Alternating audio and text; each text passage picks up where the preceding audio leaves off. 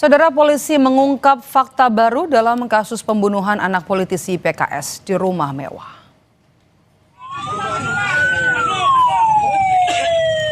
Polisi saat ini masih memeriksa 8 orang saksi termasuk orang tua korban untuk mengungkap kasus pembunuhan anak politisi PKS. Polisi menyebut tidak ada petugas keamanan di rumah mewah saat korban dianiaya pelaku.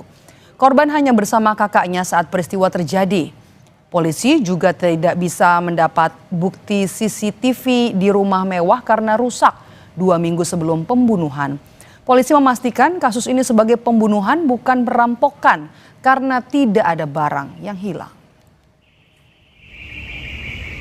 Bisa ada 8 orang yang terdiri dari keluarga korban dan dari pihak lain. Korban ini orang tua? Ya, termasuk orang tuanya. Sebelumnya itu udah rusak. Setelah dicek, rusak.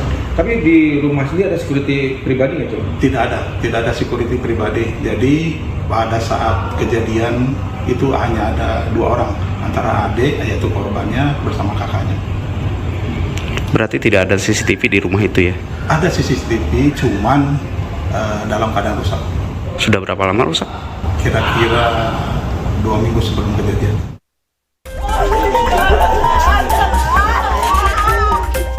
Pembunuhan, jadi bukan perampokan. Kan orang penurut ya, dan badan juga bagus, walaupun usia 9 tahun tapi ketaatan pada orang tua itu luar biasa. Anak seorang politisi PKS tewas setelah mendapat penganiayaan berat di sebuah rumah mewah di kota Cilegon, Banten pada Selasa 16 Desember lalu. Setelah memeriksa 8 orang saksi dan melakukan otopsi, polisi memastikan korban tewas bukan karena perampokan, melainkan pembunuhan.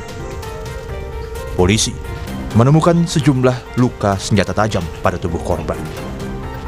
Pasca peristiwa pembunuhan, rumah mewah ini masih dipasangi garis polisi. Dari hasil pemeriksaan saksi diketahui, korban sempat menghubungi orang tuanya untuk meminta pertolongan sebelum dianiaya.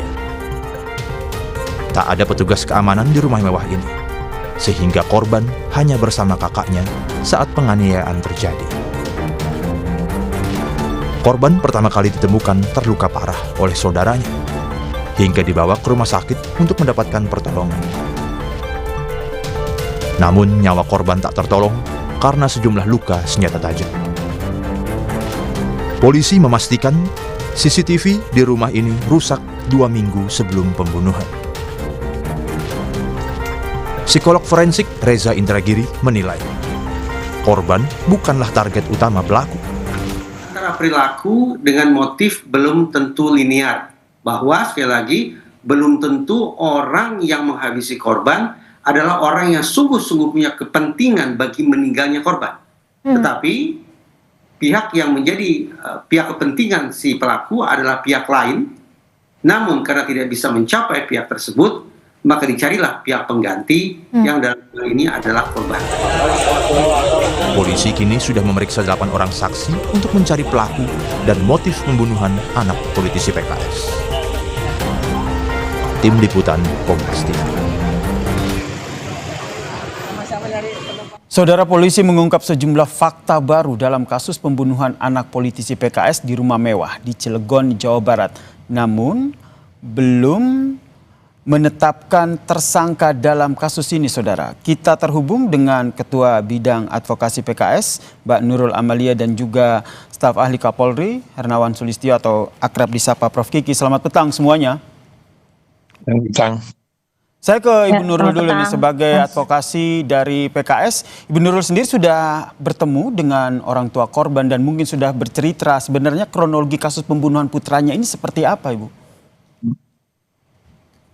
Ya, jadi kalau terkait kronologis ya, saya belum bisa menyampaikan secara mendetail karena itu memang akan menjadi fakta ya dalam proses penyidikan ya. Jadi selama ini juga pihak kepolisian belum menyampaikan ya motifnya dan lain-lain. Jadi saya pikir saya belum bisa menyampaikan terkait fakta-fakta itu. Jadi kami sih sebenarnya memang memahami bahwa ini memang korban adalah anak dari Dewan Pakar PKS ya. Dan bagi kami ini kejahatan serius ya, dan ini akan menjadi peristiwa yang menghadirkan duka yang mendalam ya, tidak hanya bagi keluarga korban tapi juga tentu saja bagi masyarakat ya, seperti itu. Tapi Bu Nurul sudah bertemu dengan orang tua korban dan berbincang langsung begitu. Apa informasi yang mungkin bisa disampaikan ke publik? Ya saya belum bisa menyampaikan terkait itu ya, karena memang kami masih menunggu ya dari pihak kepolisian ya terkait apa sih sebenarnya yang terjadi gitu, seperti itu. Jadi Prof, saya belum bisa menyampaikan. baik, saya ke Prof Kiki. Prof Kiki, informasi terbaru polisi bilang ini meyakin bahwa ini adalah kasus pembunuhan, bukan pencurian. Menurut Anda dari penemuan ataupun fakta ini, apakah akan sulit begitu mencari sebenarnya siapa pelaku dalam peristiwa yang menewaskan seorang anak di kawasan elit ini? Saya kira kalau lihat data sementara nggak sulit. Masalahnya polisi harus memastikan karena pendekatan evidence based dalam pengungkapan suatu kasus itu memerlukan waktu. Misalnya nunggu hasil otopsi itu yang normal 4 hari. Nah, sementara publik pasti minta besok sudah ada tersangkanya. Bu, kalau di situ artinya ada catatan medis bahwa ini urgent sekali dilakukan otopsi bisa 1 hari, bisa selesai 1 hari, tapi tidak mungkin di bawah 1 hari. Nah, itu satu. Yang kedua, belum resistensi keluarga, udah meninggal sudahlah, biasanya kan seperti itu sikapnya. Ya sudah, tapi ada kan anggota keluarga yang pasti akan ngotot dicari, kalau dicari ya harus otopsi.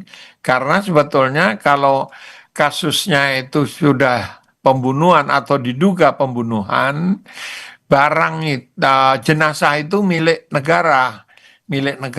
Jadi harus ada kompromi dari pihak keluarga, jenazahnya diotopsi.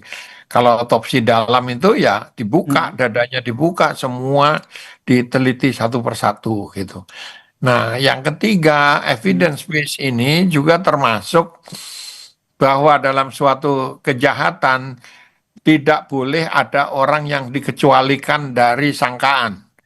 Jadi kalau dugaan itu pembunuhan seperti ini dari pihak keluarganya, dari pihak 4 orang ada yang dipecat oleh bapaknya almarhum, itu semua tidak boleh ada yang dikecualikan dari dugaan sebagai pelaku. Termaksud menelusuri ataupun menyelidiki sebenarnya apakah ada kaitannya dengan profesi ayah korban yang menjadi seorang politisi dan juga background dari seorang pengusaha ini? Oh iya, pasti itu harus ada dugaan ke arah sana. Jadi cara bekerjanya kan semua, misalnya ada 10 orang dari lingkungan profesional ayahnya, dari lingkungan bisnis gitu. Lalu teman-teman korban juga tidak boleh dikecualikan. Jadi teman-teman korban harus ditelusuri, diselidiki. Tapi kalau dugaannya misalnya dendam, dari awal kita udah lihat ini ditusuk berkali-kali, itu pasti emosi pelakunya tuh meledak gitu. Nah, dan kalau dia dendam, diculik, dibunuhnya di luar, bisa yang jauh dari rumahnya, tidak di dalam rumahnya. Nah, jejak fisik dari forensik itu pada kasus ini terlalu banyak sehingga saya yakin polisi bisa membongkar ini. Hanya masalahnya dia butuh waktu itu bisa 1 hari, bisa 4 hari standarnya forensik, bisa lebih dari itu gitu. Oke, kemudian ke Bu Nurul, ini kalau kita lihat polisi menyatakan bahwa ini adalah kasus pembunuhan begitu. Tadi yang disampaikan oleh Prof. Kiki juga beberapa dugaan motifnya. Dari PKS sendiri seperti apa mendorong proses hukum dalam kasus ini? Ya, jadi karena ini memang sudah ditangani ya oleh pihak kepolisian dalam proses pendalaman kasus, pemeriksaan saksi ya, pengumpulan alat bukti ya dalam rangkaian penyidikan tadi. Jadi kami posisinya masih menunggu kepolisian untuk segera ya menemukan ya siapa pelakunya ya. Jadi pelaku dari dugaan pembunuhan ini gitu, seperti itu. Jadi karena memang belum ada penyampaian informasi terkait itu ya. Seperti itu. Tapi dari tim advokat PKS sendiri juga melihat ada kaitannya profesi ayah korban menjadi seorang politisi dan juga seorang pengusaha yang erat kaitannya dengan kasus pembunuhan anaknya ini. Ya, jadi kami sebenarnya gini, kami tidak berspekulasi ya dan tidak menganggap ini adalah permasalahan politik dan lain-lain gitu ya. Jadi kami masih menunggu sih hasil dari penyidikan ya apa yang dilakukan oleh aparat penegak hukum terkait ini, karena pasti akan ditemukan motifnya gitu ya. Seperti termasuk juga pelakunya, karena ini kan memang delik umum ya, bukan delik aduan. Jadi polisi memang harus bisa bekerja ya untuk menuntaskan ya perkara ini secara profesional dan transparan. Kami masih mengawal ya. Kasus ini ya agar diproses hukum secara benar, secara cepat gitu ya, seperti itu. Prof. Kiki, kalau kita lihat di TKP informasinya CCTV rusak sebelum peristiwa pembunuhan.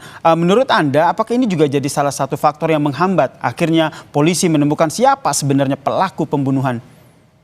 Iya, jadi kalau ada CCTV akan jauh lebih mudah menelusuri, bisa cepat. Meskipun itu bukan satu-satunya fakta fisik yang dicari oleh polisi.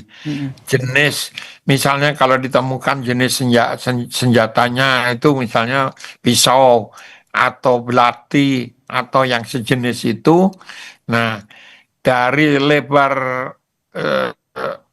blade-nya, lebar itunya, oh ini tidak mungkin dilakukan oleh anak kecil. Artinya yang sebaya itu teman-temannya bisa sementara dikecualikan untuk tidak perlu diselidiki gitu. Tapi ada banyak lagi bukti fisik yang bisa ditelusuri kalau ada CCTV. Baik, yang jelas saat ini polisi tengah terus berupaya ya mengungkap siapa sebenarnya pelaku dan apa sebenarnya motif dari pembunuhan ini. Terima kasih Ketua Bidang Advokasi